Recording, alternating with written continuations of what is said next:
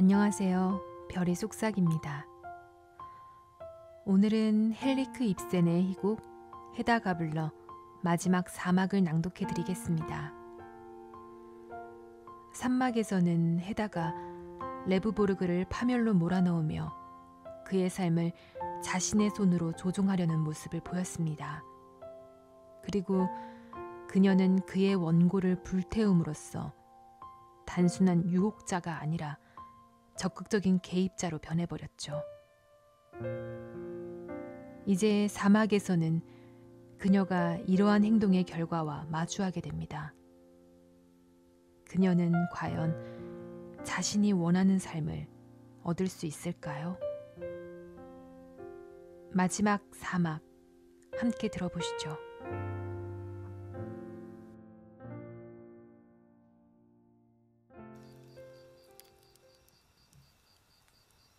제4막 테스만의 집 같은 방 저녁 무렵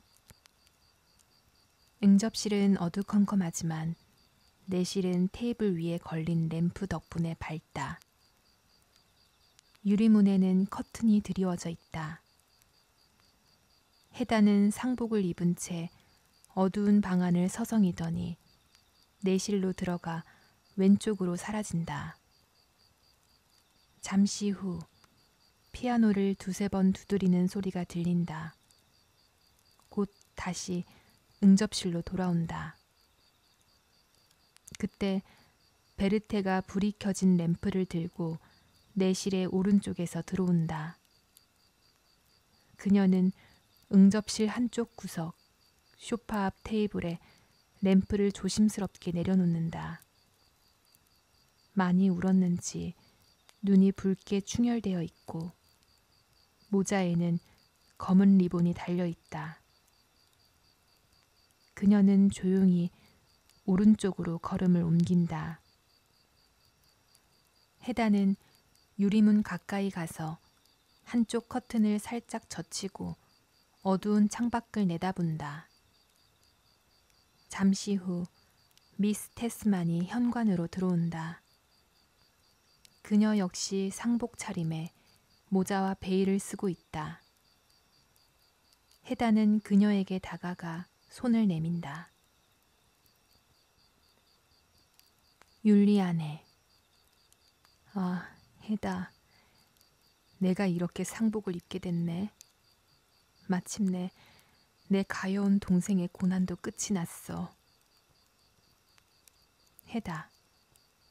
얘기 들었어요. 보시다시피 테스만이 알려주었어요. 율리아네. 나한테 그러겠다고 하더군. 하지만 역시 헤다한테는 생명이 차고 넘치는 이 집에서 내가 직접 알려야 할 것 같아서 말이야. 헤다. 정말 감사드려요. 율리아네. 왜 하필 리나는 이런 때에 세상을 떠났을까? 헤다의 집은 지금 상을 치를 때가 아닌데. 헤다. 화제를 바꾸어. 고모님은 편안하게 눈을 감으셨나요, 미스 테스만? 율리아네. 너무나 편하게. 아주 평온하게 갔어. 게다가 예르겐을 한 번 더 만날 수 있어서 아주 기뻤을 거야. 그 애한테 작별 인사도 하고 말이야. 아직 예르겐은 돌아오지 않았어? 헤다. 네, 늦을지도 모른다고 알려왔어요. 좀 앉으세요. 율리아네. 아니, 고마워 헤다. 그렇게 하고 싶지만 시간이 없어. 되도록 빨리 장례식 준비를 해야 하니까. 무덤에 들어갈 때라도 예쁘게 보여야지. 헤다. 제가 뭐 도와드릴 건 없을까요? 율리아네. 신경 쓰지 마라. 헤다 테스만은 그런 일은 안 해도 돼. 아예 생각도 말라고. 그럴 때가 아니야, 정말로. 해다. 생각이라는 게 제 마음대로 되는 게 아니에요. 율리안에 계속 말을 이어서 그렇지. 세상 일이란 다 그런 거지. 집에 돌아가면 리나를 위해서 바느질을 해야 돼. 여기서도 물론 바느질은 하겠지만 말이야. 하지만 그건 전혀 다른 종류의 일이 될 거야. 다행히도. 예르겐 테스만이 현관으로 들어온다. 해다. 마침 오네요. 예르겐. 여기 계셨네요, 율레고모. 해다하고. 이거 놀랐는걸? 율리안에. 막 일어나던 참이었다. 나랑 약속한 일은 모두 잘해주었겠지? 예르겐. 아니요. 아무래도 절반 정도는 까먹은 것 같아요. 내일 고모님 댁에 다시 가야겠어요. 오늘은 머릿속이 온통 뒤죽박죽이어서 도무지 집중이 안 되네요. 율리안에. 하지만 예르겐, 그런 식으로 받아들일 필요는 없어. 예르겐.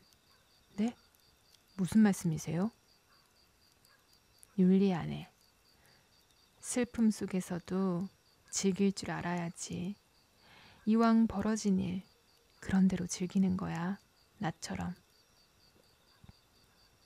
예르겐. 아, 리나 고모 말씀을 하고 계셨군요. 물론이죠. 해다. 이젠 혼자 쓸쓸하시겠어요, 미스 테스만. 율리안에. 처음 한동안이야 그렇겠지. 하지만 그렇게 오래 가지는 않을 거야. 리나의 방도 비워둔 채로 두고 싶지는 않으니까. 예르겐. 네? 누굴 집에 들이시게요? 응? 율리안에. 그야 언제든 간호와 보살핌이 필요한 불쌍한 환자들이야. 늘 있기 마련이니까. 해다. 정말 또 그런 십자가를 지시려고요? 율리안에. 십자가? 아니, 해다. 나한테는 절대로 십자가가 아니야. 해다. 그렇지만 남이 온다면 아무래도. 율리안에. 아픈 사람하고는 금방 친해질 수가 있어. 그리고 나 또한 내가 헌신할 수 있는 누군가가 필요하고. 여기 이 집에도 늙은 고모의 손길을 필요로 할 만한 일이 생겨야 할 텐데. 해다. 아니요. 저흰 신경 쓰지 마세요. 예르겐. 그래, 생각해봐. 우리 셋이 여기서 함께 지낸다면 얼마나 좋겠어? 만약에. 해다. 만약에? 예르겐. 불안한 듯이. 아니, 아무것도 아니야. 다 잘 되겠지. 그러길 바래야지. 응? 율리안에. 저런. 둘이 따로 할 얘기가 있는 모양이군. 미소를 지으며. 특히 해다가 너한테 할 얘기가 있는 모양이다, 예르겐. 그럼 잘들 있어요. 난 리나한테로 돌아가 봐야겠다. 문가에서 뒤돌아보며 그거 참 기분이 이상하구나. 리나가 내 집에 있으면서 동시에 요움 오빠 곁으로 갔다고 생각하니 말이야. 예르겐. 네, 정말 그러네요, 율레고모. 응? 율리아네가 현관문으로 나간다. 해다. 싸늘하고 탐색하는 듯한 눈으로 예레겐을 바라보며. 이 죽음이 고모님보다 당신한테 더 큰 충격을 준 모양이네요. 예르겐. 단지 리나 고모님의 죽음 때문만이 아니야. 에일레트 일 때문이야. 그의 일이 무척 걱정되거든. 해다. 재빨리. 무슨 새로운 소식이라도 있나요? 예르겐. 오후에 그 친구한테 들러서 원고는 무사하다고 말해주려고 했었지. 해다. 그런데요? 그 사람 못 만났어요? 예르겐. 집에 없더라고. 하지만 나중에 엘브스테드 부인을 만났더니 그 친구 오늘 아침 일찍이 여길 다녀갔다고 하던데. 해다. 네, 당신이 나가고 나서 바로. 예르겐. 그런데 그 친구 자기가 원고를 찢어버렸다고 했다면서? 응? 해다. 네, 그렇게 말하더군요. 예르겐. 그 친구 머리가 완전히 돈 게 분명해.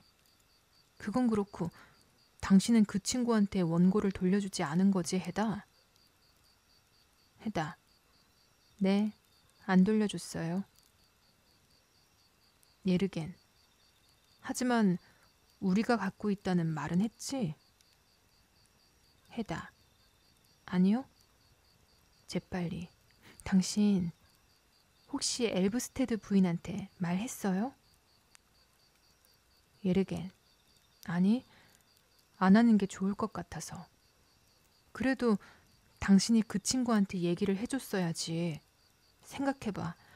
그러다 괜한 절망에 빠져서 무슨 엉뚱한 짓이라도 하면 어떡해. 해다. 원고를 가져와요. 빨리 그 친구한테 갖다 줘야겠어. 봉투는 어디 있지? 해다. 안락 의자에 기대어 싸늘하게 미동도 없이. 난 더 이상 그걸 갖고 있지 않아요. 예르겐. 당신이 안 갖고 있다니 대체 그건 무슨 뜻이지? 해다. 태워버렸어요. 전부 다. 예르겐. 소스라치게 놀라며. 태워버려? 에일레트 레브보르그의 원고를 태워버렸다고? 해다. 그렇게 소리 지르지 말아요. 하녀가 듣겠어요. 예르겐. 태워버리다니. 어떻게 그럴 수가. 아니야, 아니야. 그건 있을 수 없는 일이야. 해다. 당신이 뭐라든 그렇게 됐어요. 예르겐. 해다. 당신이 무슨 짓을 했는지 알고 있어? 남의 분실물을 임의로 처분하는 건 불법이라고.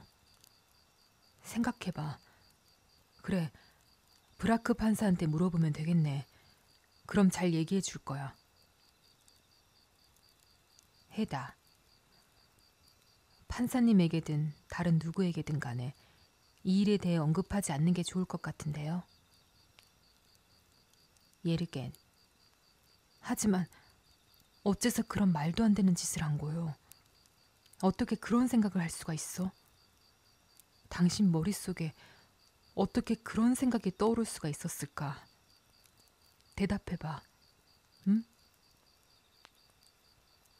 해다. 거의 희미한 미소를 억제하며. 당신을 위해서 그렇게 한 거예요, 예르겐. 예르겐. 날 위해서라고? 해다. 오늘 아침 집에 돌아와서 에일레트가 당신한테 그걸 읽어줬다는 얘기를 하면서. 예르겐. 그래, 그래서? 해다. 당신 그때 그 사람의 작품에 질투를 느꼈다고 고백했죠. 예르겐. 맙소사. 그건 그냥 그렇다는 얘기지. 해다. 어쨌든요. 난 누군가가 당신을 음지로 몰아넣고 있다는 걸 생각만 해도 참을 수가 없었어요. 예르겐. 의심과 기쁨 사이에서 감정이 폭발하며. 해다. 당신이 하고 있는 말 정말 사실이요? 그래. 하지만 전에는 이렇게까지 애정을 드러내 보인 적이 한 번도 없었잖아. 해다. 그럼 이것도 알아두시는 게 좋겠네요. 사실 갑자기 말을 멈추며. 아니에요. 율례 고모님한테 가서 여쭤보세요. 그럼 분명히 말씀해 주실 테니까. 예르겐. 당신이 하는 말 알 수 있을 것 같아, 해다. 두 손을 모아지며. 이런 세상에. 당신 어떻게 이럴 수가. 응? 해다. 그렇게 큰 소리 내지 말라니까요. 하녀가 듣겠어요. 예르겐. 기쁨에 넘쳐 웃으면서. 하녀라니. 당신 정말 재미있군, 해다. 하녀라니. 그냥 베르테인데 뭘. 내가 베르테한테 가서 말할게. 해다. 절망적으로 두 주먹을 움켜쥐며. 못 참겠어. 정말 지겨워. 지겨워 죽을 것 같아. 예르겐. 왜 그래, 해다? 응? 해다. 냉정하게 자제하며. 이 모든 게 바보 같다고요, 예르겐. 예르겐. 바보 같다니. 내가 너무 기뻐서 그러는 건데. 하지만 역시 베르테한테까지 이런저런 얘기를 할 필요는 없겠지? 해다. 어머, 왜요? 그건 또 왜 안 된다는 거죠? 예르겐. 아니야. 아직은 아니야. 하지만 율레고모한테는 얘기를 해야지. 게다가 당신이 날 예르겐이라고 부르기 시작했다는 것도 틀림없이 율레고모는 기뻐하실 거야. 정말 기뻐하실 거야. 해다. 내가 당신을 위해서 에일레트 레브보르그의 원고를 불태워버린 것도 말씀드리면? 예르겐. 아니, 그건 안 되지. 원고 얘기는 그 누구도 알아서는 안 돼. 하지만 당신이 나한테 애정을 가지고 있다는 것, 이건 꼭 율레고모한테 말씀드려야 해. 그건 그렇고 이런 일들이 새 신부한테는 일반적인 건지 모르겠네. 응? 해다. 그것도 고모님한테 물어보셔야 할 것 같은데요. 예르겐. 그래, 기회가 되면 꼭 물어봐야지. 또다시 불안하고 근심스러운 표정이 된다. 하지만 그 원고, 빌어먹을. 그 불쌍한 에일레트를 생각하면 괴롭군. 태아가 첫 번째 방문 때와 같은 모자와 코트를 걸치고 현관으로 들어온다. 태아. 급히 인사하고 몹시 흥분한 모습으로 말한다. 해다. 이렇게 또 불쑥 찾아와서 미안해. 해다. 무슨 일이야, 태아? 예르겐. 또 에일레트 레브보르그에 관한 일인가요? 응? 태아. 네, 아무래도 그 사람한테 무슨 사고가 생긴 것 같아요. 해다. 그녀의 팔을 붙들며. 아, 그래. 예르겐. 왜 그런 생각을 하게 된 거죠? 엘브스테드 부인? 태야. 그게 저 하숙집에 막 들어섰을 때 그곳 사람들이 그이에 대해 수군거리는 소리를 들었기 때문이에요. 도저히 믿을 수 없는 소문들이 온 시내에 퍼져 있더라고요. 예르겐. 아, 나도 들었어요. 하지만 맹세해도 좋습니다. 어젯밤 그 친구는 곧장 집으로 갔어요. 정말이에요. 해다. 그런데 하숙집 사람들은 뭐래? 태야. 제대로 알아들을 수가 없었어. 그 사람들도 잘 알지는 못하는 것 같더라고. 게다가 날 보자마자 입을 꾹 닫아버리던데. 그래서 나도 감히 물어보지 못했고. 예르겐. 초조하게 서성이며. 어쩌면 당신이 잘못 들었을 수도 있죠, 엘브스테드 부인. 태야. 아니에요. 확실해요. 그 사람들 분명 그이 이야기를 하고 있었어요. 그리고 무슨 병원 어쩌고 하는 소리를 들었는데. 예르겐. 병원이라고요? 해다. 아니, 그건 말도 안 돼. 태야. 이상하게 가슴이 두근거리는 게 그 사람이 걱정돼서 죽을 것 같더라고. 그래서 그이에 대해 물어보려고 그 사람 하숙집에 올라가 봤어. 해다. 어쩜 그럴 생각을 다 하다니, 태야. 태야. 내가 달리 뭘 할 수 있겠어? 그런 불확실한 상황을 더는 못 견디겠더라고. 예르겐. 하지만 거기서도 그 친구를 못 만난 거군요. 응? 태야. 네. 하숙집 사람들도 아무것도 모르더라고요. 어제 오후부터 집에 없었다고 하던데요. 예르겐. 어제부터? 그럴 까닭이 없는데. 이상한걸? 태야. 틀림없이 그이한테 무슨 사고가 생긴 게 분명해요. 그 밖에 달리 설명할 길이 없어요. 예르겐. 저기 말이야, 해다. 내가 시내에 나가서 좀 알아보고 올까? 해다. 아니, 안 돼요. 당신은 끼어들지 말아요. 브라크가 손에 모자를 들고 현관으로 들어온다. 베르테가 문을 열고 그를 들여보낸 후 닫는다. 그는 심각한 표정으로 말없이 인사를 한다. 예르겐.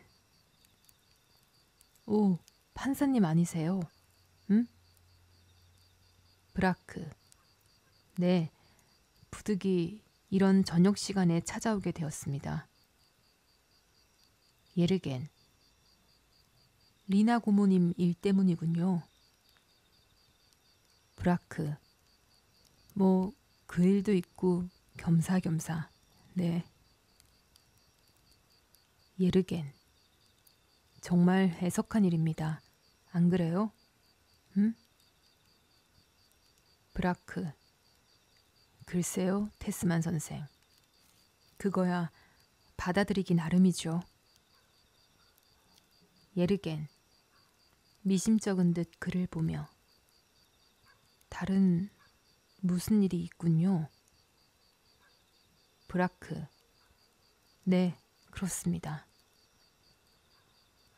해다. 긴장하여. 슬픈 일인가요, 브라크 판사님? 브라크. 그 또한 받아들이기 나름이죠, 부인. 태아. 무심코 소리를 지르며. 에일레트 레브보르그에게 무슨 일이 생겼군요. 브라크. 그녀를 흘끗 쳐다보며.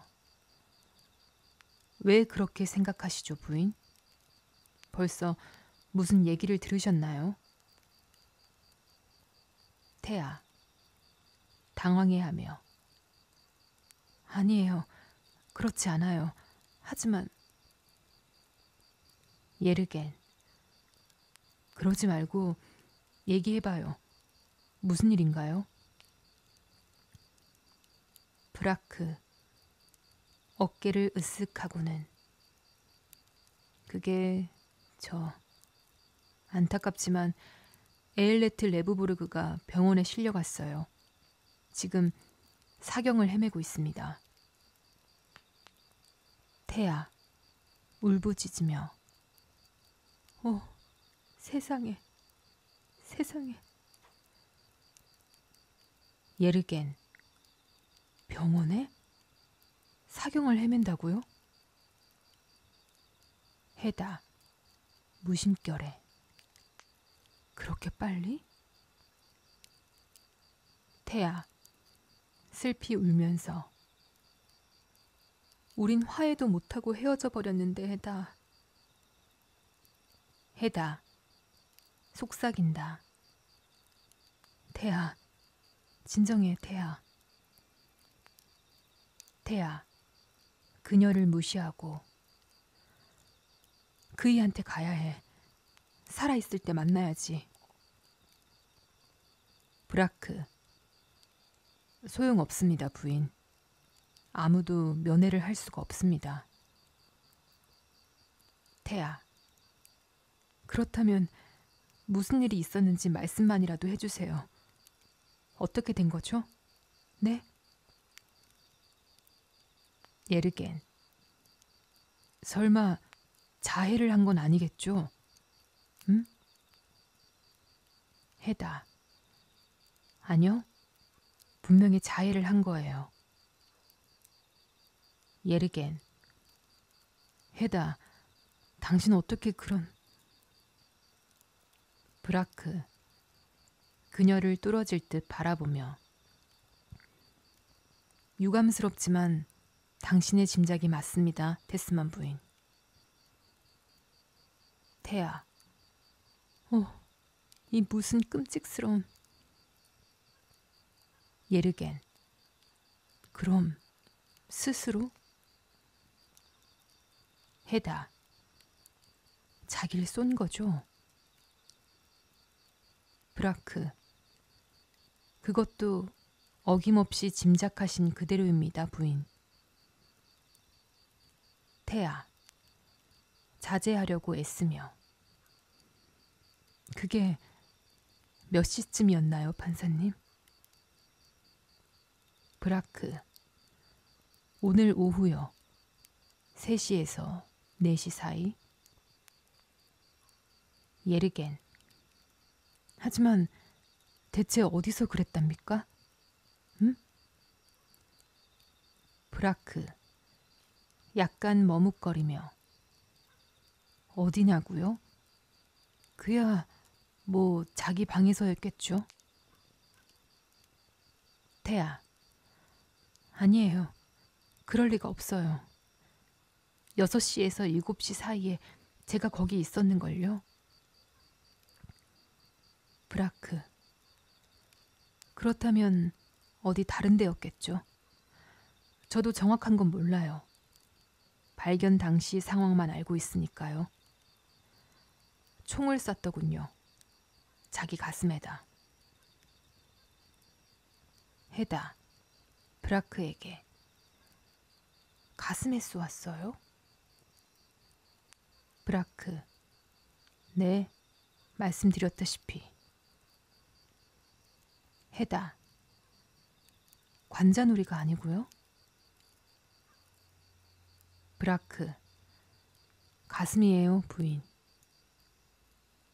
해다. 그렇군요.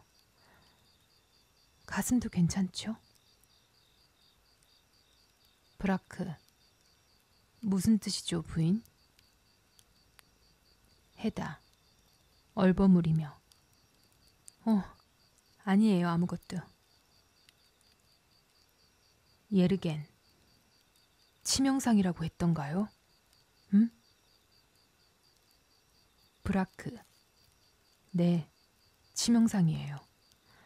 어쩌면 지금쯤 숨을 거두었을지도 모릅니다.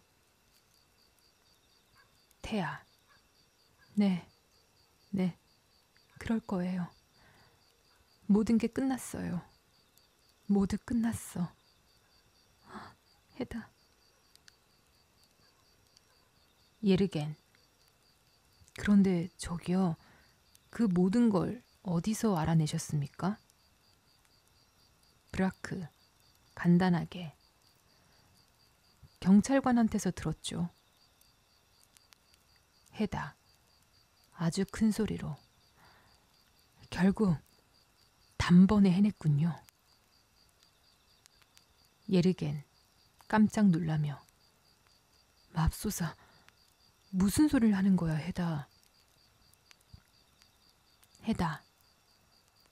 내 말은 거기엔 어떤 아름다움이 있다는 얘기예요. 브라크. 테스만 부인. 예르겐. 아름다움이라니 말도 안 돼. 태아. 해다. 어떻게 이런 일에 아름다움이 있다는 말을 할 수가 있어? 해다. 에일레트 레브부르그는 자기 자신과의 갈등을 청산한 거예요. 그 사람한테는 그럴 만한, 반드시 해야 할 일을 행하고야 마는 용기가 있었던 거죠. 태아. 아니, 그런 식으로 결론 지으면 안 돼요. 그가 한 짓은 정신 착란 속에서 행해진 거예요. 예르겐. 절망 속에서겠죠. 해다. 그렇지 않아요. 나는 확신할 수 있어요. 태아. 아니에요. 정신 착란의 결과예요. 그이가 우리들의 책을 갈기갈기 찢어버렸을 때도 마찬가지고요. 브라크. 놀라며. 책이라니, 그 원고 말입니까? 그걸 찢었다고요? 태아. 네, 어젯밤에. 예르겐. 낮게 속삭이며. 해다. 우리 이 일에서 빠져나갈 도리가 없겠어. 브라크. 이상한데. 예르겐. 방안을 거닐면서. 에일레트가 이런 식으로 세상을 떠나다니. 그것도 자기 이름을 영원히 빛내줄 만한 그 무엇도 남기지 못한 채. 태아. 그 원고를 다시 복원할 수만 있다면. 예르겐. 그래요. 그럴 수만 있다면 나는 어떤 대가라도 치를 겁니다. 태아. 어쩌면 가능할지도 몰라요, 테스만 씨. 예르겐. 무슨 뜻이죠? 태아. 핸드백 속을 뒤지더니. 보세요. 그이가 구술할 때 사용한 노트들을 제가 보관해 두었거든요. 해다. 한 걸음 다가서며. 예르겐. 당신이 그걸 가지고 있었군요, 엘브스테드 부인. 태아. 네, 이게 그거예요. 집을 나올 때 갖고 나왔어요. 이게 핸드백에 그대로 있었네요. 예르겐. 오, 좀 보여줘요. 태아. 그에게 종이 뭉치를 건네며. 하지만 뒤죽박죽이에요. 막 뒤섞여 있어서. 예르겐. 생각해봐요. 그래도 우리가 내용을 해독해낼 수 있을 것 같긴 한데 우리가 서로 돕는다면요. 태아. 그렇군요. 일단 시도라도 해봐요. 예르겐. 해보죠. 해야만 합니다. 나는 이 일에 내 일생을 걸겠어요. 해다. 아니, 예르겐. 당신 일생을? 예르겐. 그래, 내가 할애할 수 있는 모든 시간을 내야지. 내가 하던 연구는 미뤄야겠어. 해다, 날 이해해 줄 수 있지? 응? 이게 바로 에일레트를 기리는 일이라고. 해다. 그럴지도 모르겠군요. 예르겐. 그렇다면 엘브스테드 부인, 우리 최선을 다해보죠. 이미 벌어진 일을 곱씹어봐야 무슨 소용이에요? 응? 가급적 마음을 다잡도록 합시다. 그리고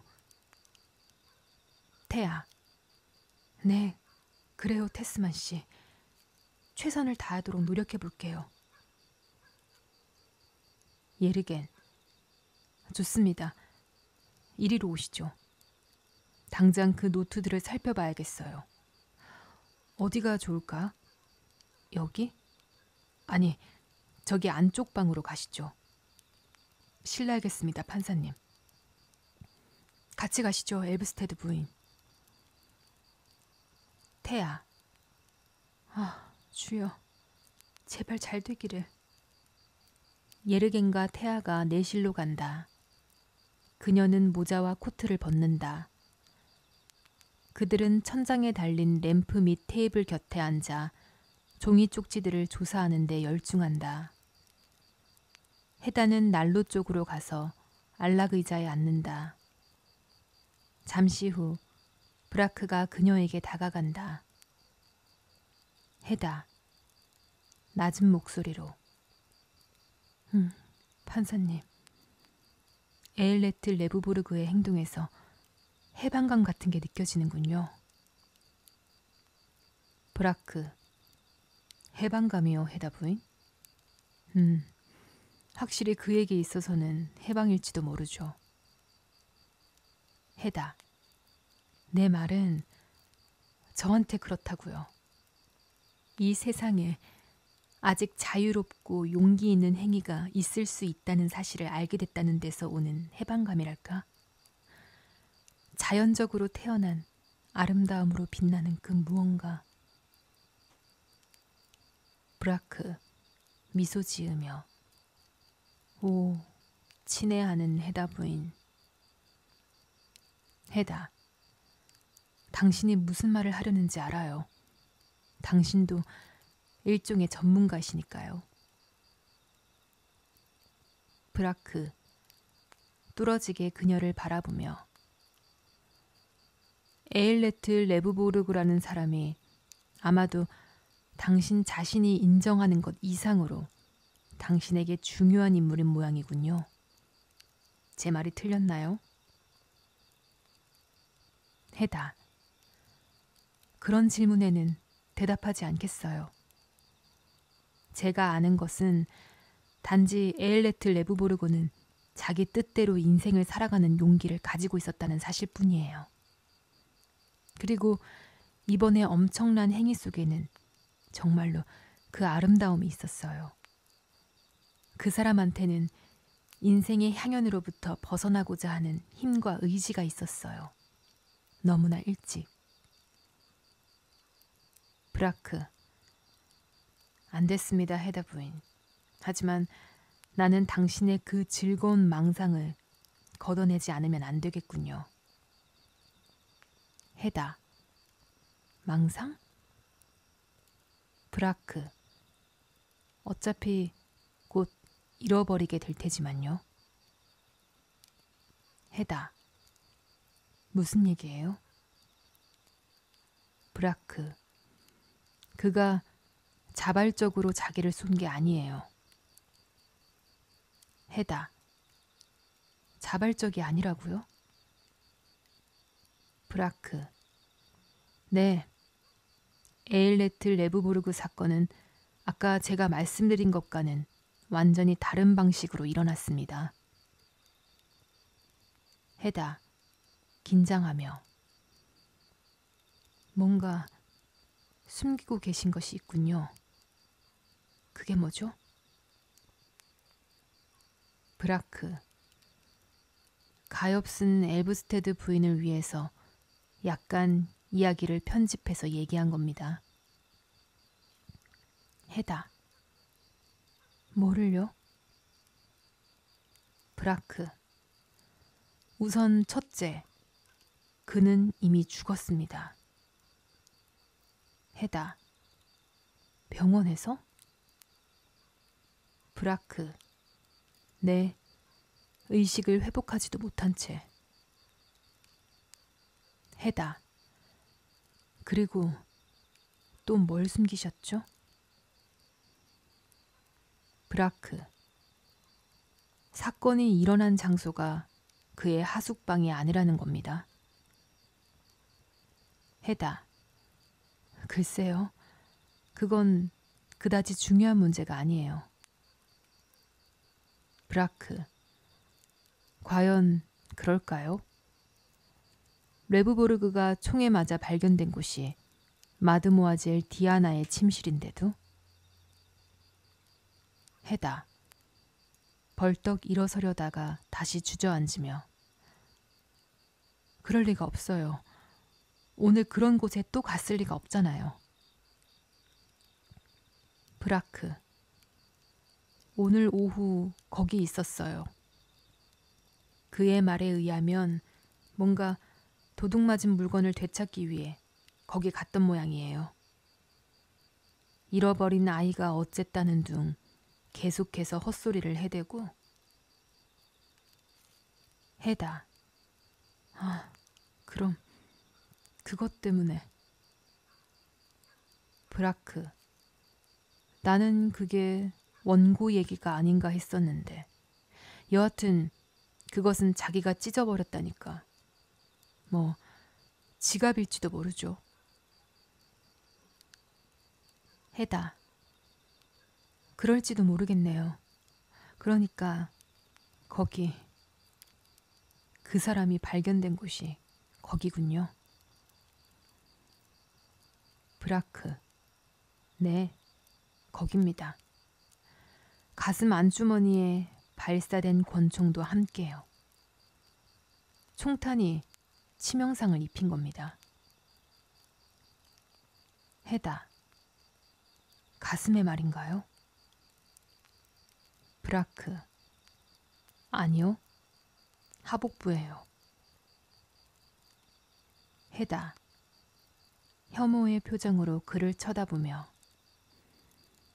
또 빗나갔군요. 내 손이 닿은 건 모두 저주라도 받은 것처럼 보잘것없고 비열한 것이 돼버리는군요. 브라크. 또 있습니다, 해다 부인. 그 저열함에 속하는 것이. 해다. 그게 뭐죠? 브라크. 그가 가지고 있던 권총이요. 해다. 숨을 헐떡이며. 그건 왜죠? 브라크. 훔친 게 틀림없어요. 해다. 벌떡 일어나며. 훔쳐요? 그럴 리가 없어요. 그 사람은 훔치지 않았어요. 브라크. 달리 설명할 방법이 없어요. 훔친 게 분명해요. 쉿. 예르겐과 태아가 내실의 테이블에서 일어나 응접실 쪽으로 들어온다. 예르겐. 두 손에 종이들을 잔뜩 들고서 해다, 저기 램프 밑에서는 잘 보이질 않아서 혹시 잠깐 당신 책상에 좀 앉아도 될까? 응? 해다. 네, 상관없어요. 급히. 아니, 잠깐만요. 먼저 자리를 좀 치워드릴게요. 예르겐. 그럴 필요 없어, 해다. 자리는 충분한데 뭐. 해다. 아니요, 제가 치워드린다고 하잖아요. 이것들은 잠시 피아노 위에 놓아둘게요. 됐어요. 그녀가 책장 아래에서 악보로 싼 물건을 꺼내더니 거기다 악보 몇 장을 더 보태서 내실 왼쪽으로 가져간다. 예르겐이 종이들을 책상 위에 올려놓고는 구석 테이블 위에 있는 램프를 그쪽으로 가져간다. 그와 태아가 자리에 앉아 다시 작업을 시작한다. 해다가 들어온다. 해다. 태아의 의자 뒤에서 그녀의 머리카락을 부드럽게 쓰다듬으며 어때? 우리 예쁜 태아. 에일레트 레보부르그를 추모하는 기념물은 어떻게 돼가고 있어? 태아. 의기소침한 얼굴로 그녀를 올려다보며 이걸 바로잡는 건 무척 어려울 것 같아. 예르겐. 해야 합니다. 달리 방법이 없어요. 게다가 다른 사람들 문서를 정리하는 거, 그게 바로 내 전문이거든요. 해다는 난로 쪽으로 가서 스툴 중 하나에 앉는다. 브라크가 안락 의자에 기댄 채 그녀를 내려다보듯 서 있다. 해다. 속삭이며 권총이 어떻게 됐다고요? 브라크. 조용히. 훔친 게 틀림없다고요. 해다. 왜 그렇게 생각하세요? 브라크. 달리 설명할 방법이 없으니까요, 해다 부인. 해다. 그렇군요. 브라크. 그녀를 흘끗 바라보며 오늘 아침에 에일레트 레브보르그가 여기 왔었죠? 그렇죠? 해다. 네. 브라크. 그 친구랑 단둘이 있었나요? 해다. 네. 잠시 동안. 브라크. 그가 여기 와 있는 동안 이 방을 나간 적이 있습니까? 해다. 아니요. 브라크. 잘 생각해 보세요. 잠깐이라도 자리를 뜬 적 없어요? 해다. 글쎄요. 뭐 그저 잠깐 현관 쪽에. 브라크. 그때 당신 권총 케이스는 어디에 있었죠? 해다. 그건 열쇠를 잠그고. 브라크. 그러고는? 해다. 저기 책상 위에 두었어요. 브라크. 그 이후에 권총이 두 자루 모두 케이스 속에 있는지 보신 적이 있습니까? 해다. 아니요. 브라크. 조사할 필요도 없어요. 레브보르그가 가지고 있던 권총을 제가 봤거든요. 어제도 본 거라 금방 알아보겠던데요. 이전에도 봤고요. 해다. 여기에 갖고 오셨어요? 브라크. 아니요. 경찰이 보관 중입니다. 해다. 경찰은 그 권총으로 뭘 하려고 할까요? 브라크.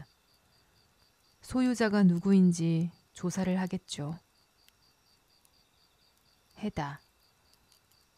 알아낼 수 있을까요? 브라크. 그녀 쪽으로 몸을 굽히며 속삭인다. 아뇨. 해다가 불러. 내가 입을 다물고 있는 한은. 해다. 그를 불안하게 쳐다보며 당신이 입을 다물지 않는다면 그때는요? 브라크. 어깨를 으쓱하며 빠져나갈 구멍이야 늘 있죠. 권총을 도난당했다고 하면 되니까. 해다. 단호하게. 차라리 죽고 말지. 브라크. 미소 지으면서 말은 그렇게들 하죠. 하지만 막상 그러진 않더군요. 해다. 거기에는 대답하지 않고 권총을 도난당한 게 아니라면 그리고 소유자를 찾게 된다면 그때는 어떻게 되는 거죠? 브라크. 글쎄요. 해다. 스캔들이 되겠죠? 해다. 스캔들. 브라크. 스캔들이죠. 네. 당신이 끔찍이도 두려워하고 있는 스캔들 말입니다. 당연히 법정에 출두를 해야 할 겁니다. 당신이랑 마드모아젤 디아나도. 그 여자가 어떻게 해서 사건이 일어났는가를 진술하게 되겠죠. 사고인지 아니면 살인인지. 그 여자를 협박하기 위해서 그가 주머니에서 권총을 꺼내려고 한 걸까요? 그리고 그때 총알이 발사됐을까요? 아니면 그 여자가 그의 총에서 권총을 낚아채 방아쇠를 당긴 다음 다시 그 권총을 그의 주머니에 넣어둔 걸까요? 그 여자라면 능히 그런 일을 해낼 수 있죠. 거친 여자니까요. 그 마드모아젤 디아나 말입니다. 해다. 하지만 난 이 역겨운 사건과 아무 상관도 없어요. 브라크. 그렇죠. 하지만 당신은 다음과 같은 질문에 대답하셔야 할 겁니다. 당신은 왜 에일레트 레브보르그에게 권총을 줬습니까? 당신이 그에게 권총을 줬다는 사실에서 사람들은 어떤 결론을 도출하게 될까요? 해다. 고개를 숙이며. 그렇군요. 거기까지는 생각 안 해봤어요. 브라크. 하지만 다행히도 위험은 없을 겁니다. 내가 입을 열지 않는 이상. 해다. 그를 쳐다보며. 그러니까 나는 당신 소나기에 있는 셈이네요, 브라크 판사님. 이제부턴 당신이 날 쥐락펴락 하겠군요. 브라크. 조용히 속삭이며. 이봐요, 해다. 날 믿어요. 나는 결코 내 지위를 남용하려 들지 않을 거요. 해다. 어쨌든 당신 소나기에 있는 거잖아요. 당신의 뜻과 요구에 달려 있는 거죠. 그러니까 마치 노예와 같네요. 노예네요. 참을 수 없어 벌떡 일어나며. 아니요. 난 그런 건 참을 수 없어요. 절대로. 브라크. 반은 조롱하듯 그녀를 보며 피치 못할 일은 결국엔 받아들이게 마련이에요. 해다. 그를 마주보며 네, 그럴지도 모르죠. 책상 쪽으로 간다. 본의 아니게 떠오르는 미소를 참으며 테스만의 말투를 흉내내요. 어때? 잘 돼가요, 예르겐? 응? 예르겐. 그야 알 수 없지, 여보. 어차피 몇 달은 걸리는 일이야. 해다. 같은 말투로. 생각해봐. 태아의 머리카락 사이로 가볍게 손을 넣어 쓸어내리며 이상하지 않니, 태아? 지금은 테스만 옆에 앉아있네. 전에는 에일레트 레브보르그랑 함께 있곤 했었는데 말이야. 태아, 난 그냥 네 남편한테도 영감을 줄 수 있었으면 좋겠는데. 해다. 틀림없이 그렇게 될 거야. 곧. 예르겐. 그래, 해다. 정말 그런 느낌이 막 오는 것 같은데. 그러니까 당신은 판사님한테 돌아가 있으라고. 해다. 제가 두 분을 도와드릴 만한 일이 있을까요? 예르겐. 아니, 전혀. 고개를 돌리며 브라크 판사님, 해다를 좀 부탁드릴게요. 브라크. 해다를 힐끗 쳐다보며 기꺼이 그러도록 하죠. 해다. 고맙군요. 하지만 오늘 밤엔 피곤하네요. 저쪽 소파에 가서 좀 쉬어야겠어요. 예르겐. 그렇게 하도록 해, 여보. 응? 해다는 내실로 들어가 커튼을 내린다. 잠깐 사이. 갑자기 피아노로 격렬한 무용곡을 연주하는 소리가 들려온다. 태아. 벌떡 일어나며. 어머, 무슨 일이에요? 예르겐. 문 쪽으로 달려가며. 저기, 해다.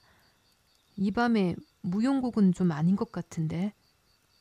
리나 고모랑 에일레트를 생각해서. 해다.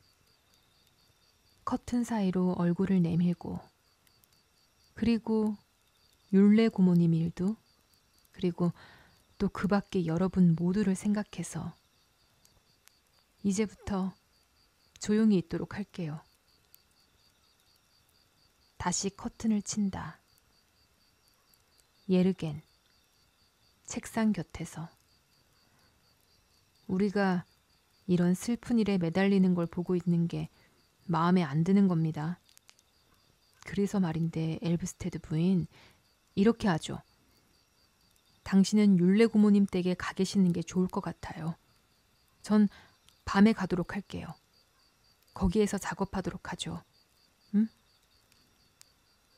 태아. 네, 그게 좋을 것 같아요. 해다. 내실에서. 당신 얘기하는 소리 다 들려요. 그럼 나는요?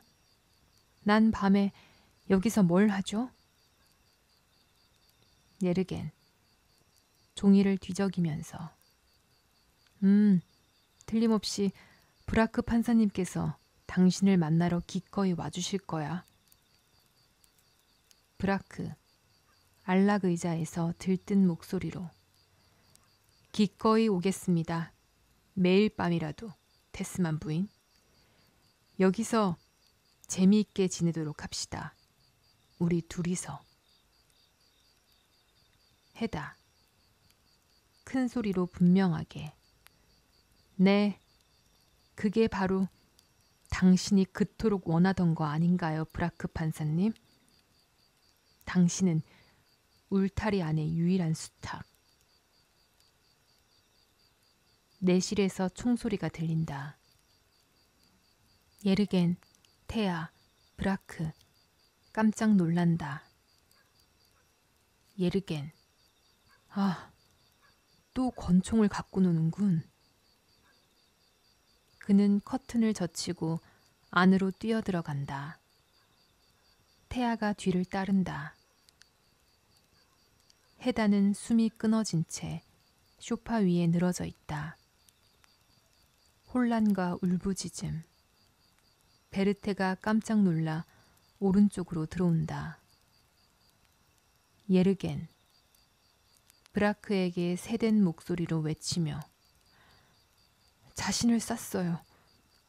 관자놀이를 쐈다고요. 생각 좀 해봐요. 브라크. 안락 의자에서 반쯤 넋을 잃은 채 맙소사. 사람이 어찌 이런 짓을 한단 말인가.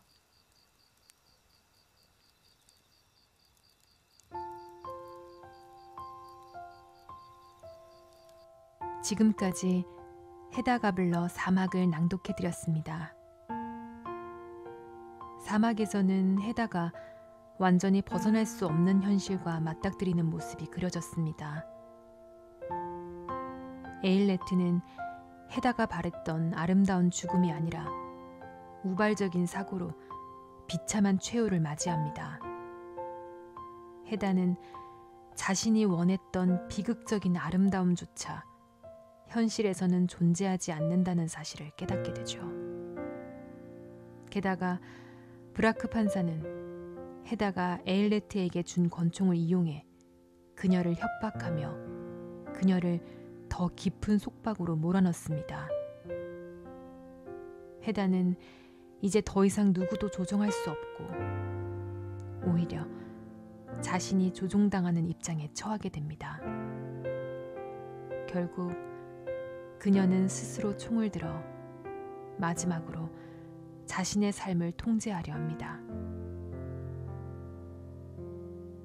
이 작품은 단순한 가정 이야기나 사회적 비판을 넘어서 인간이 자신의 삶을 어떻게 통제하려 하는지, 그리고 그것이 가능하지 않을 때 어떤 선택을 하게 되는지를 깊이 탐구하고 있습니다. 헤다는 결국 자신의 자유를 지키려 하지만 그 방식은 파괴적이었습니다. 긴 이야기 함께 들어주셔서 감사합니다. 그럼 다음 낭독에서 뵙겠습니다.